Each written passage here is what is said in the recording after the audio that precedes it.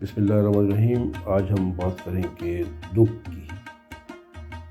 آنسو خوشی کے ہوں یا غم کے، باطنی اضطراب کو ظاہر کرتے ہیں۔ اس کے علاوہ یہ بھی بتاتے ہیں کہ کون کتنا حساس ہے۔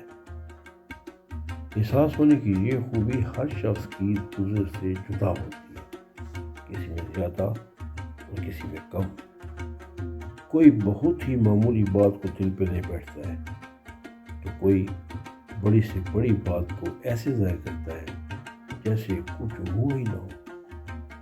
ایسے شخص کو اندر ہی اندر اسے بہت دکھ ہوتا ہے، لیکن وہ اپنے چہرے سے کسی بھی قسم کی افسردگی ظاہر نہیں ہوتی۔ حقیقت میں دیکھا جائے تو کوئی بات چھوٹی یا بڑی نہیں ہوتی، یہ دل کی حساسیت ہے جو اس کو بڑا یا چھوٹا بنا دیتی ہے۔ اس لیے بعض چھوٹی چھوٹی بات پہ رونا شروع کر دیتے ہیں اور بعض انتہائی دکھ کے باوجود اپنی آنکھ سے ایک آنسو تک نہیں ٹپکنے دیتے، اگرچہ ان کو نسبتاً زیادہ غم محسوس ہوتا ہے۔ اس سے اس شخص کی یہ خوبی بھی عیاں ہو جاتی ہے کہ اس کی دکھ سہنے کی برداشت زیادہ ہے۔